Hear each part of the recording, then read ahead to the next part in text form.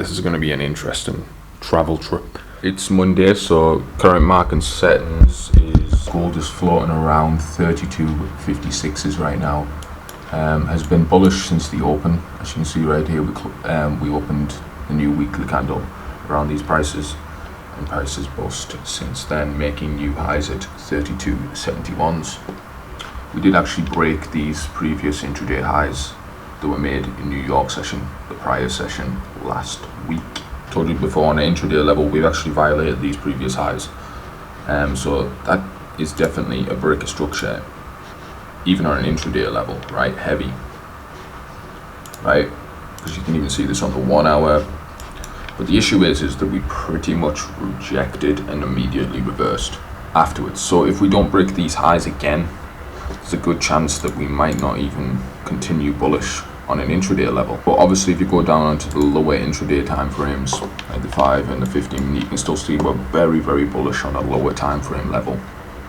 Broke the highs, pulled back, continue breaking highs. So as long as this structure pretty much gets respected,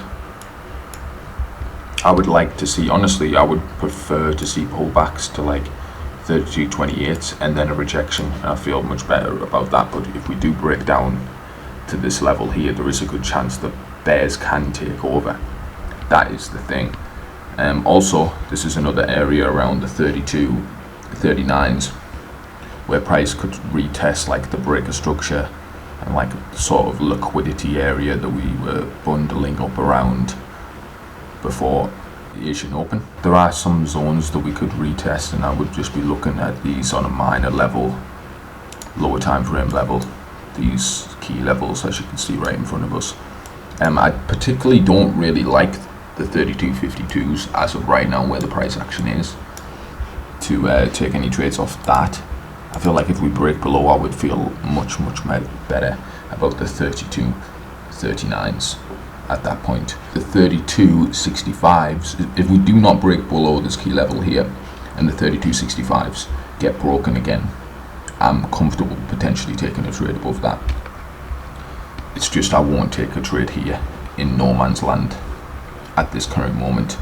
And even if this breaks, like I said, I will be looking for lower price points, and I would actually prefer that if that does happen. So some gold buys, as you can see right here, in some 32.65s, gold buys post London close on Monday the 5th of May. Took these buys based on lower time frame confirmations, but also intraday confirmations. But these intraday confirmations aren't really solid. But obviously we did like break above the 32.52s, come back down to retest, and we actually did reject around this key level and create at least a minor support level around this area, as you can see. Then price started to switch back bullish. London Open came in, and that's when we see the price action confirmations back above the 32.65 key level.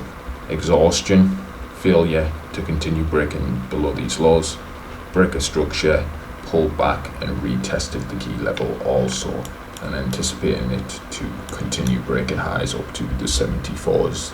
Guys, I don't know if you can hear that outside, but it's absolutely tossing it down. We just blasted TP, baby.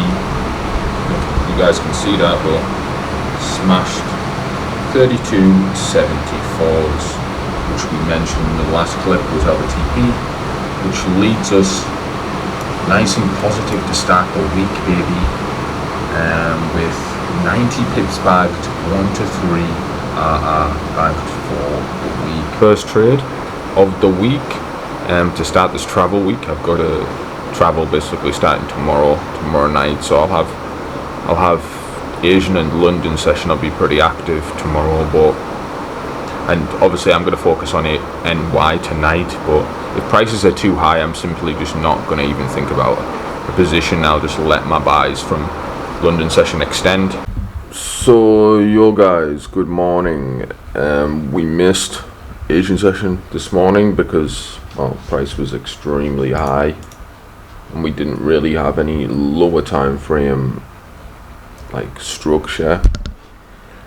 But price just continued bussing, and we have printed out new prices again. As you can see, it just went through the fucking roof, exploded from 32.27s. As you can see, so this is the aftermath of Asian session. I did not take any trades today, just woke up. Currently only still one trade down for the week. It is the final day. I'm pretty much, well, not the final full day in Thailand. We're going to be leaving for Bali tomorrow.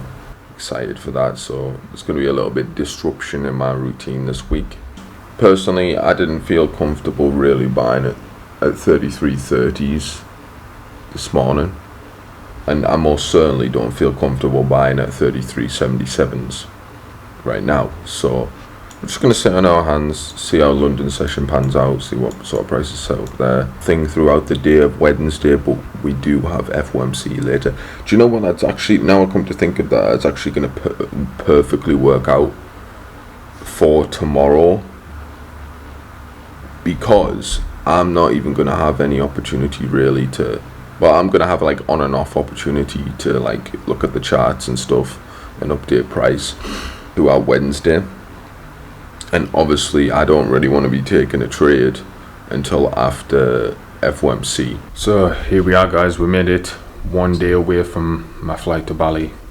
About to leave Thailand, about to leave this room, unfortunately, after 6 months. I got to get the bus to Phuket at 5. It's currently 1:30.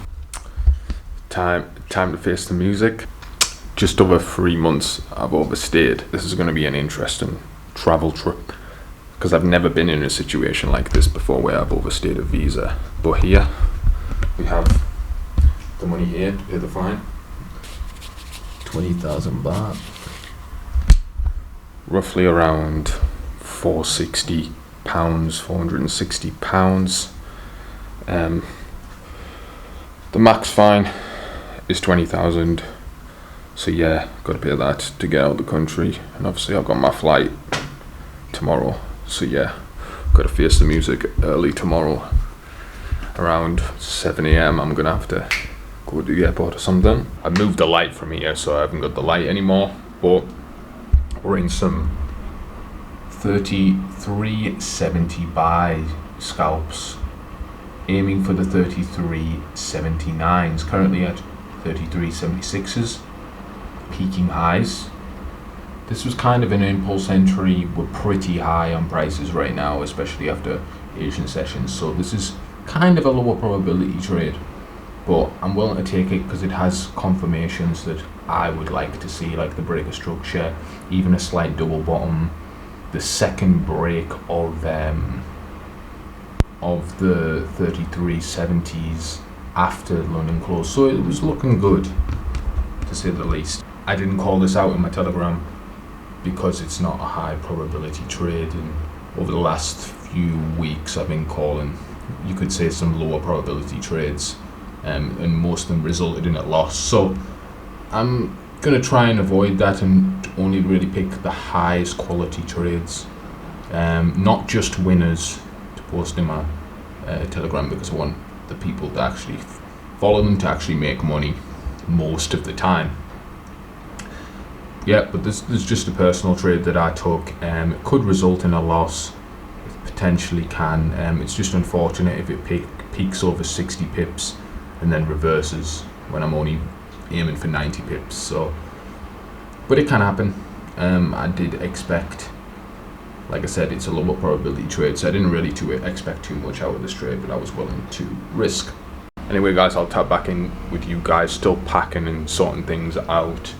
But we're going to see how this trade pans out. So yeah, guys, about to leave for Phuket now, so I can catch a flight tomorrow. All packed up, ready to leave this room. So long.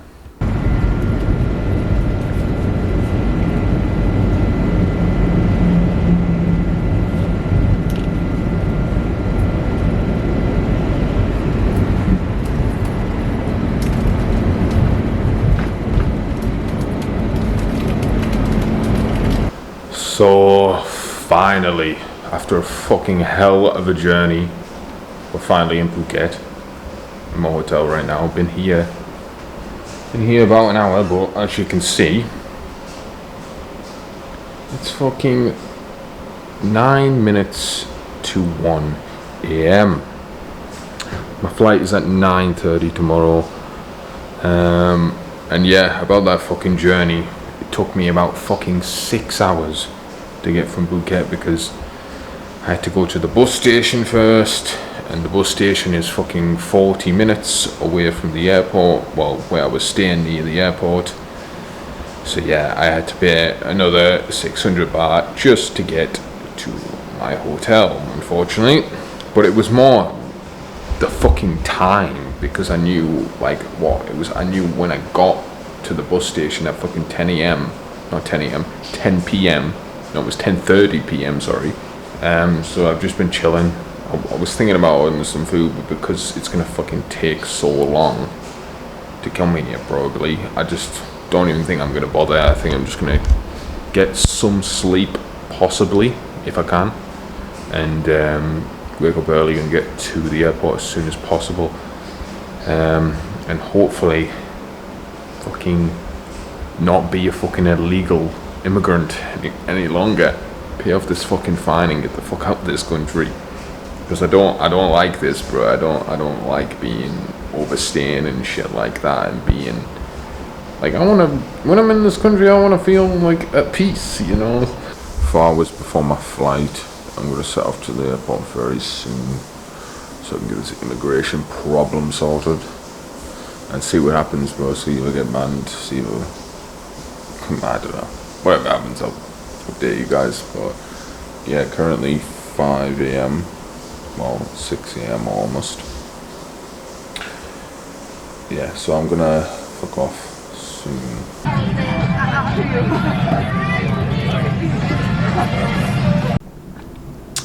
So you guys, we're finally here after a long journey all the way from Surat to Phuket to Singapore and to now Bali for the first time. This is my room for the next month or so. Not bad at all. Got a pretty good deal as well, so I'm happy about that. But unfortunately I didn't record too much on the traveling, because towards the end I was just like fucking over it, honestly. Like, I just was so tired. I must have got like literally about 3 hours sleep, maximum 2 hours sleep last night, and then I was sleeping like on and off for like maybe like 1 hour at a time during the plane, well, during the flights. But so roughly I probably had about 4 to 5 hours maximum sleep in the last 24 hours or more. So yeah guys, I'm just gonna chill tonight, not really gonna do too much. Gonna have some food and just catch up on sleep, and then hopefully we can start the day early tomorrow, get some training in, go to the beach, stuff like that. And I've also got some friends that I'm gonna meet up with, hopefully later to tomorrow. It'll probably be the night.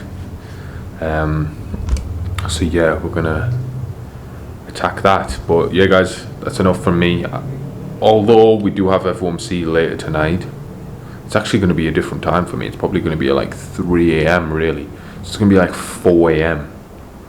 like post FOMC. So I probably am not going to be up. I'm going to be honest, boys. Like, probably just going to miss out on that one. I don't know. I might go to sleep early and then wake up later, because that is fucked. Running on no sleep anyway. I already feel so tired. And carrying all those fucking bags for hours. But anyway guys, I'm going to stop complaining and I'm going to see you guys tomorrow. God bless, and finally I'm here. So yo guys, just woke up, first day in Bali. I passed out super late last night, but we did manage to stay up for FOMC. Unfortunately, we fell asleep pretty much after FOMC because there wasn't that much volume, but during the next daily candle, wow, it almost looks like the same room because of this fucking curtain, fucking daylight. It's like 10:40. Like, I'm not gonna lie, my sleep schedule's a little bit fucked. So yeah, as you can see, around the transition into the new daily candle after FOMC, you can see we had the exhaustion around here, and then we had a shift of structure when we broke back above the 3370s around 6 a.m. So this was like the open slash close of the daily candle, and then after that we didn't break a low, formed a double bottom around here, and then continued up above the key level. But like I said, unfortunately I missed that entry, but that was a banger trade. Oh, not to mention as well, we were in an intraday AOY that we had recently broken out of, as you can see here. Don't mind this here, I'm gonna sort that shit out. But yeah, as you can see, we broke above, and then we corrected and retested this level that we've retested many times before. Couldn't break it, and even after FOMC we attempted to break it again, but just could not break. And then that's where we got our low time frame signatures, and then the buys above the 3370s. Now I'm going to talk about the adaptive buys that I took, because I missed this, and we were technically still in this intraday range. We hadn't actually broken out yet, and Asian Open had only just happened here. Or actually, it was a lot earlier. This setup happened way before Asian Open, sorry. But then by Asian Open, price was always already pretty high at like 33.78. So then price continued up towards the 33.95s. Now we know this is like a minor intraday resistance, like basically the top of the range from the prior intraday range. We broke out, or we were breaking out. Initially, I ignored the first break, then we pulled back, formed structure, and started to obviously maintain bullish structure, and then we continued back above the key level afterwards. So on the lower time frames, I just took these breakout continuation buys after like the second break. We took it, snagged 90 pips, but this was just basically an extension of the original trade at 33.70s. I just had a strong feeling, because we look to the left here, we've got like clean traffic and a clean range to fill, between the 33.95s and the 33.24s, not 33, the 34.24s. Sorry, that's a pretty large range actually. I might have to adjust that. But anyway, so far we peaked at 34.13s. Still opportunity for us to continue up and break these highs across here. But yeah, these were just a later buy entry from me, because I didn't get chance to capitalize on the lower entry before Asian Open. And then by Asian Open, I knew that we would still have strong volume even after Asian Open, and maybe even into London, because of the post FOMC volume that is usually happening. So this normally does happen quite a lot, is that price will continue its move into the next daily candle after FOMC, and that's exactly what happened. Unfortunately, didn't get the lower entry. Obviously the lower entry was the much better setup, and that was the original trade setup. I just adapted based on price action at the time, and I managed to get a nice little scalp. It made sense. Obviously it literally had all the confirmations that I would like to get into the buys here. The only issue is it was higher prices, and there is still a good chance the price could have just rejected this level and not fully broken above. But I had a stronger feeling that it was going to break above due to FOMC really, and obviously bullish structure still being maintained even into the next Asian session. So that, I believe, is my third trade this week, post FOMC Wednesday. Buys on gold 33.70s and also the 33.95s. Like I explained, if I had the opportunity, if my sleep schedule wasn't fucked from traveling, I probably could have capitalized on those 33.7 buys. Also 33.70 buys. Also, I forgot that we actually have a time difference to Thailand, so I have to readjust my opens and closes because I had them in my head. So now I'm going to remember that it's like an hour difference now. So that's something I didn't even realize until I woke up today. But yeah, guys, probably just going to continue with the rest of my day, catch up on some work when I got a chance. Hopefully train today, but we are going to hit the beach before that. What's up, guys? It's the weekend now, so another week over.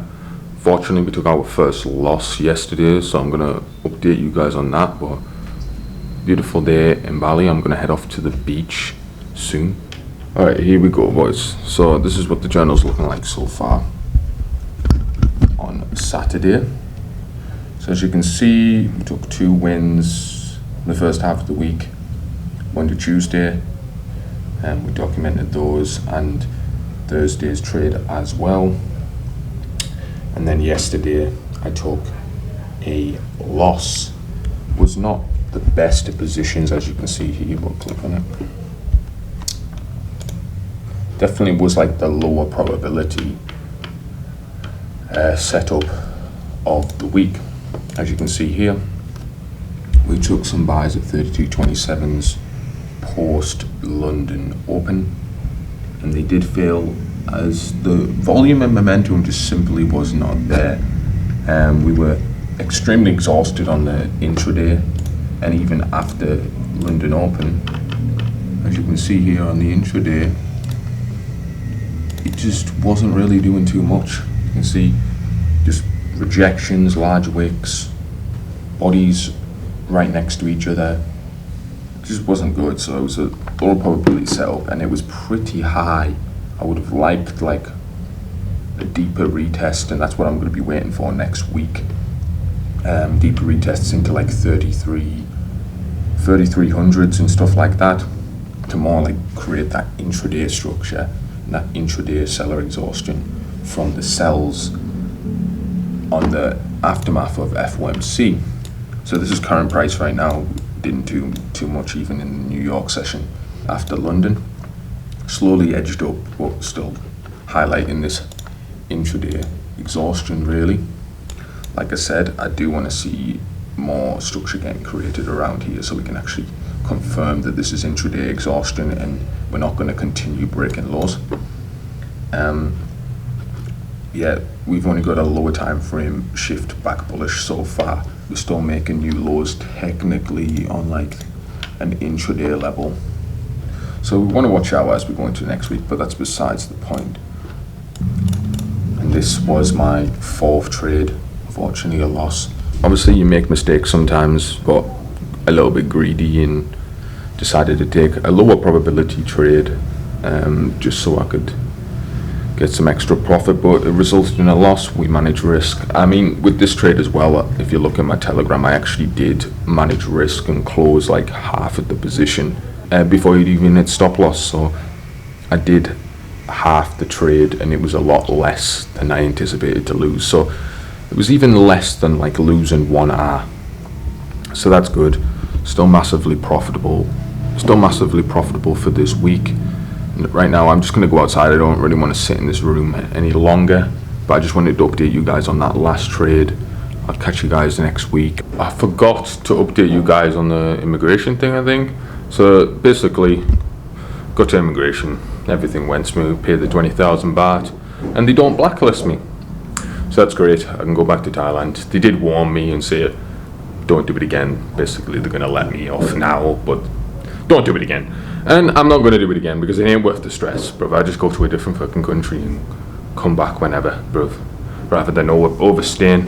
But yeah, that's basically what happens if you overstay less than 90 days. You're just going to pay the fine, have your flight out, leave the country, and as long as you haven't done it before, like I haven't done it before, that's my first time, you should be fine. If you're over 90 days, you're going to get banned. That's for sure. Unless there's certain circumstances, if you've got a good enough reason, I guess, maybe. But yeah, I was lucky. Paid the 20, well, it was hard to let 20,000 baht go on nothing. But yeah, it was worth it anyway. Can't wait to go back to Thailand and enjoy that. But right now, we're in Bali.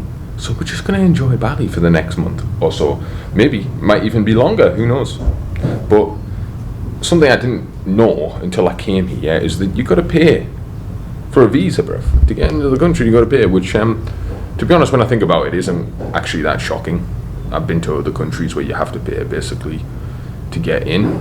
It's just, I just assumed that it was like Thailand, and well, it's not. You have to pay. But yeah, guys, that's enough about immigration. That was just a little story that I had. Overstaying 87 days in Thailand. That's what they said. 87 days. So I did kind of push it 3 days off the 90 mark. But they didn't say anything. I just paid. I feel like it would have been a massive problem if I didn't have the money, but got the money. They just let me leave.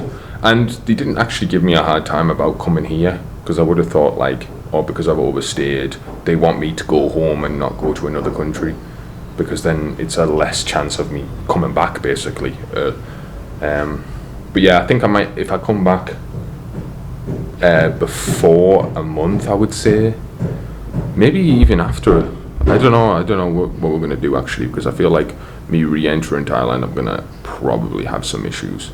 But anyway, as long as I've got a return flight, which I'll remember to do that, I should be fine anyway. Anyway, guys, I'm gonna go out now. Stop raining finally, I think. Has it? I think it has.